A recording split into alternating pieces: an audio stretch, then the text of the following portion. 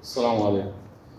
O Sheikh Fahmy hoje, ele dá continuidade, então, à sequência que foi planejada, que foi programada para esse mês de setembro, em que nós falaremos durante as 5 semanas, portanto, 5 khutbas a respeito do nosso querido, amado profeta Muhammad, sallallahu alaihi wasallam, que as bênçãos e a paz do Allah subhanahu wa ta'ala estejam com ele. E na semana passada o Sheikh Fahmy falou sobre como era o profeta, quais eram as suas características, qual era o seu comportamento, como descrito pelo próprio profeta, alaihi salam. O tema era, inclusive, este é o nosso profeta, ou profeta como descrito por si próprio. Hoje, o Sheikh fala sobre a condição do profeta, sallallahu alaihi wasallam, perante Allah subhanahu wa ta'ala, diante do Criador, diante do nosso Senhor, Allah, Deus Todo-Poderoso. O profeta, gente, que as bênçãos e a paz do Allah estejam com ele, era a pessoa mais devota, mais temerosa, mais temente ao Criador, Allah subhanahu wa ta'ala. Isso já desde antes da sua missão profética, ou seja, essa característica singular do profeta já existia mesmo antes dele se tornar profeta. Isso é ilustrado através de uma narração de um hadith em que a Aisha, que era a esposa do profeta, ela conta que durante muitos dias ele, antes de ser profeta, ele se retirava na caverna do Hira e ficava lá pensando, refletindo, contemplando acerca da criação, acerca do universo, sobre tudo que existe, as criaturas, dia, noite, as estrelas, o céu, a terra, tudo que existe. Ficava meditando, refletindo, pensando, analisando, com a convicção, com a certeza de que nada disso surgiu por acaso. Tudo isso tem origem em um Criador único, Deus único, que criou todo esse universo. E ele não era profeta ainda. Ele não tinha internet, ele não tinha celular, Google para pesquisar. Não tinha telescópio, não tinha conhecimento científico, física, química e tudo aquilo que a gente tem acesso hoje e a gente não para pensar. Subhanallah. Um homem simples do deserto, iletrado, não sabia nem ler nem escrever. Usava isso aqui, usava o seu raciocínio para chegar à conclusão de que esse universo tem uma fonte, tem um Criador, e que é impossível, inadmissível imaginar que estátuas que as próprias pessoas faziam com as suas próprias mãos, de madeira, de pedra, de argila, do barro, do material que fosse, que aquelas estátuas, aqueles seres, aqueles objetos medíocres feitos pelo ser humano poderiam fazer algo, criar algo. Mal conseguem se defender, não se comunicam, não falam, nem escutam. Se você vai dar um tapa, cai e quebra, acabou. Para ver o quão absurdo é a idolatria. E depois da revelação, depois que o profeta, sallallahu alaihi wasallam, de fato tornou-se profeta, ele ainda tinha essa mesma característica de contemplação? Sim, também é narrado em outro dizer, em outro hadith, também da própria Aisha, em que uma noite o profeta, sallallahu alaihi wasallam, ele se afastou, saiu da cama, saiu do seu leito, melhor dizendo, levantou para rezar, fez a ablução, wudu, e foi rezar. E nesse momento, na sua oração, ele começou a chorar.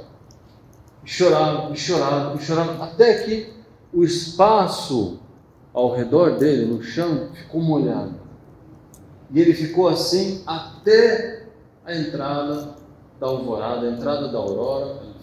Quando veio então Bilal, seu companheiro, Bilal, chamando o profeta para uma oração do Fajr. E viu aquele cenário, o profeta chorando, o chão molhado. E ele pergunta: ó profeta, por que você chora? Por que o Senhor chora? Se Deus, o Criador, Allah subhanahu wa ta'ala, já perdoou todas as suas falhas, passadas e futuras, e o profeta não tem pecados, o profeta não tem falhas, o profeta não tem erros, mas ainda que tivesse, ele sabe que o Criador Todo-Poderoso já o perdoou ou perdoaria de qualquer coisa, de qualquer falha. O que ele responde então para o Bilal? Ele fala: não deveria então eu ser um servo agradecido?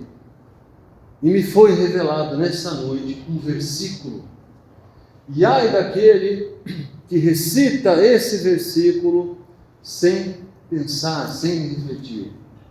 Este é um versículo da Surah Al-Imran, em que Allah subhanahu wa ta'ala diz: na criação dos céus e da terra e na alternância do dia e da noite há sinais para os sensatos. Olha só. Criação dos céus e da terra e a alternância do dia e da noite. Quantos de nós aqui para pensar na alternância, troca do dia pela noite? Não, a gente vive correndo, perdido, atrapalhado com os nossos problemas, com os nossos afazeres. Quando a gente pensa sobre o dia ou sobre a noite, a gente só pensa no tempo que está correndo, no tempo que está escorrendo pelas nossas mãos, e a gente fala: não consegui fazer aquilo que eu queria hoje, não consegui cumprir com os compromissos que eu tinha planejado hoje, e agora eu vou dormir e amanhã começa um novo dia. Quer dizer, para nós a alternância do dia e da noite meramente é um limite de tempo que para nós é sempre muito curto, porque a gente sempre arruma o que fazer, arruma com o que se preocupar e se esquece de qual é o motivo de nós estarmos nessa vida.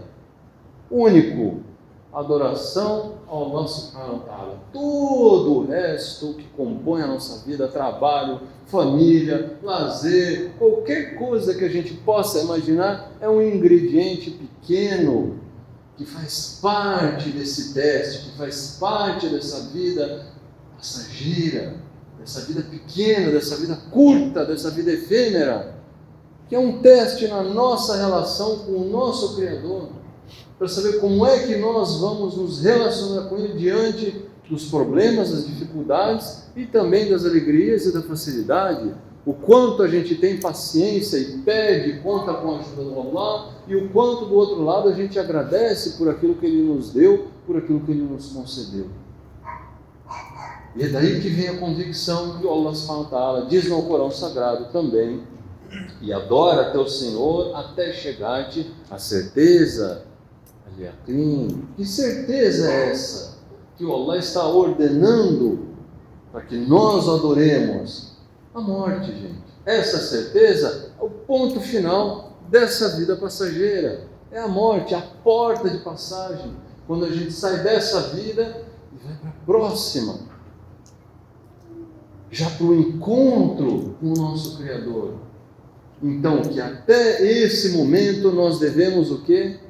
Manter firmes os nossos pés, as nossas mãos, o coração, a mente, a nossa adoração ao Allah subhanahu wa ta'ala, no caminho que Ele determinou para nós, na senda reta, e não vivemos perdidos, vivendo sempre: hoje não dá, hoje eu não tenho tempo, hoje eu não consigo, hoje eu estou atrapalhado, hoje eu estou cheio de coisa para resolver, hoje eu estou cheio de problemas, hoje eu estou doente, pronto, adoeci, fiquei numa cama de hospital, agora eu não consigo trabalhar, não consigo me mexer, dependo dos outros ainda. E muitas vezes continuo esquecendo do Allah subhanahu wa ta'ala, esquecendo do meu Criador, esquecendo daquele que pode me dar a cura. Infelizmente, essa é a nossa realidade. Na continuação, Sheikh Fahmy traz para nós um outro hadith, bastante triste também. Se a gente pegar a vida do profeta sallallahu alaihi wasallam, foi sem dúvida nenhuma uma vida sofrida. Ele enterrou todos os seus filhos e filhas, exceto uma, Fátima. Foi a única que faleceu após o profeta. Todos os demais faleceram antes. E a dor de um pai e de uma mãe é algo indescritível. Só quem passou por isso sabe quando enterra um filho ou uma filha. Imagine então quando esse filho é pequenininho, criancinha, como a gente vê aqui, os filhos dos nossos irmãos presentes hoje, crianças pequenininhas. Imagine o filho do profeta Muhammad sallallahu alaihi wasallam, seu filho Ibrahim, pequenininho, aquela idade, aquela fase gostosa que os pais adoram brincar com as suas crianças, e o menino adoeceu e já entrou numa fase prestes a falecer. E naquele momento em que a criança já estava nos seus últimos suspiros, um dos companheiros, Abdurrahman bin Auf, ele viu o profeta alaihi salam chorando, viu que naquele momento os olhos dele encheram de lágrimas. E ele fala: ó mensageiro de Allah, até você chora. E ele responde: isso é misericórdia. Isso é misericórdia. E começa a chorar de novo, e chorar mais, e verter mais lágrimas dos seus olhos. E aí ele disse então: os olhos estão tristes, derramando lágrimas, e o coração está triste. Os olhos estão derramando lágrimas, e o coração está triste. E não diremos, exceto aquilo que agrada ao nosso Senhor, ó Ibrahim. Falando com o menininho dele que está falecendo. O coração sofre, o coração dói, entristece, os olhos lacrimejam, saem as lágrimas. Mas nós nunca dizemos algo que não seja do agrado do Criador, Allah subhanahu wa ta'ala. Certamente estamos tristes pela sua separação. Imagine esse menino pequenininho falecendo um ano antes, aproximadamente um ano antes do falecimento do próprio profeta, ou seja, a fase final também da vida dele, já com os seus quase 62 anos praticamente, sabendo que vai enterrar mais um filho pequenininho, um filho homem. Mas ainda assim, ele não questionou, assim como nós também não podemos questionar nunca o decreto do Allah subhanahu wa ta'ala, decreto do nosso Criador. Por quê? Isso é ordem dele. Isso está prescrito para todo mundo, para todos nós, ninguém escapa. A única certeza que o ser humano tem nessa vida, independente dele crer ou não em Deus, independente dele seguir ou não o caminho da religião ou de uma religião, é saber que um dia ele vai partir dessa vida e ele vai morrer. Nós, como muçulmanos, sabemos o que é que tem depois dessa vida. Óbvio que a gente fica com medo, a gente fica preocupado, porque nenhum de nós sabe exatamente qual é o seu destino, qual é o seu julgamento perante o Allah subhanahu wa ta'ala. Por isso a gente tem que criar o hábito, desenvolver a prática e sempre nos esforçarmos mais. A gente teve o exemplo do nosso profeta, o mais temente, o mais submisso ao Allah subhanahu wa ta'ala. Chorava, fazia duá, e pedia perdão, fazer istighfar quantas e quantas vezes por dia nas suas orações, e a gente mal reza. O que é que a gente espera? Allah misericordioso, misericordiosíssimo, Ar-Rahman, Ar-Rahim, tudo bem, e eu não faço a minha parte, Allah é justo também, misericordioso, mas é justo. A recompensa não é de graça. Nós não fomos colocados nessa vida para a preocupação e a dedicação à vida material em si, aos nossos problemas, ou para correr e lutar pelo material, pelo ganho material, pelo benefício material, porque tudo nessa vida acaba, tudo nessa vida vai, essa vida vai embora, nós também vamos embora. E exemplo disso, ontem nós nos despedimos, ainda não foi divulgado aqui, do nosso irmão Ahmed Al-Orra, querido Ahmed Al-Orra, irmão dos nossos muito queridos Mus'ab e Suhaib Al-Orra, os nossos irmãos do Tabligh, do Jamaat Al-Dawah. Quantas vezes nos visitaram aqui, um irmão jovem, faleceu ontem. Depois do enterro dele, 3 horas depois no máximo, houve o falecimento e enterro de mais uma irmã também lá de São Paulo, chamada Sâmia, jovem também.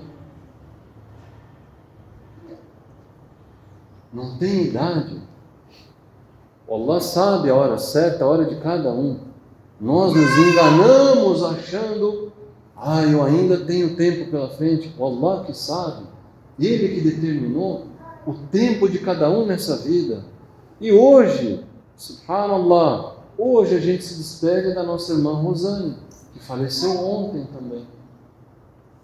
Inclusive, após a oração do Juma, a gente já tem que sair correndo aqui da mesquita para fazer o trabalho de preparação do rosto, para depois fazer o seu enterro às 4 horas aqui em Campinas, no cemitério Flamboyant. E quem puder estar presente, por favor, que o faça, porque essa é uma obrigação coletiva. Se eu não for hoje, eu preciso lembrar que um dia vai ser a minha vez de ser enterrado.